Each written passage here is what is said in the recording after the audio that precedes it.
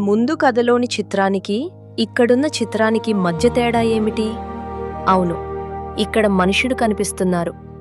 వాళ్లే మొదటి పురుషుడు, స్త్రీ. వాళ్లను ఎవరు చేశారు? దేవుడే చేశాడు. దేవుని పేరేమిటో తెలుసా? ఆయన పేరు యెహోవా.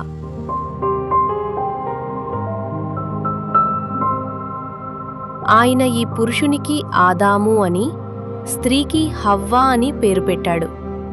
యెహోవా దేవుడు ఆదామును ఇలా చేశాడు.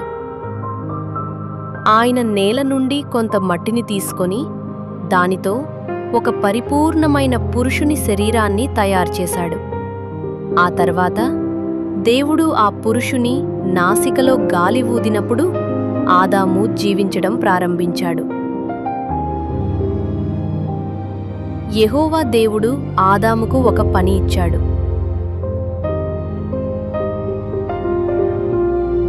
ఆయా రకాల జంతువులకు పేర్లు పెట్టమని ఆయన ఆదాముకు చెప్పాడు. వాటన్నిటికీ సరైన పేర్లు పెట్టేందుకు ఆదాము బహుశా జంతువులను ఎంతో కాలం పాటు పరిశీలించి ఉండవచ్చు.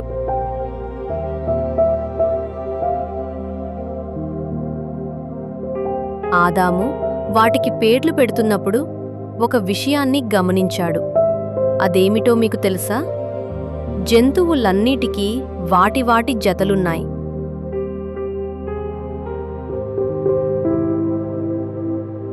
ఆడ ఏనుగులున్నాయి, మగ ఏనుగులున్నాయి. ఆడ సింహాలున్నాయి, మగ సింహాలున్నాయి. కాని ఆదాముకు మాత్రం జత ఎవరూ లేరు.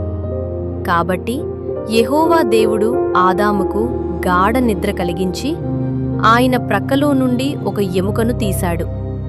ఆ ప్రక్కటెముకను ఉపయోగించి యెహోవా ఆదాము కోసం ఒక స్త్రీని చేశాడు. ఆమె ఆదాముకు భార్య అయింది. అప్పుడు ఆదాము ఎంత సంతోషించాడో! అలాంటి అందమైన తోటలో జీవించడానికి చెయ్యబడినందుకు హవ్వ కూడా ఎంత సంతోషించి ఉంటుందో ఆలోచించండి. వారు పిల్లలను కని సంతోషంగా కలిసి జీవించవచ్చు. ఆదాము హవ్వలు నిరంతరం జీవించాలని యెహోవా దేవుడు కోరుకున్నాడు. వారు భూమినంతటినీ ఏదెను తోటలాగే అందంగా మార్చాలని ఆయన కోరుకున్నాడు. ఆదాము హవ్వలు తాము చేయవలసిన ఆ పని గురించి ఆలోచించినప్పుడు ఎంత సంతోషించి ఉంటారో కదా!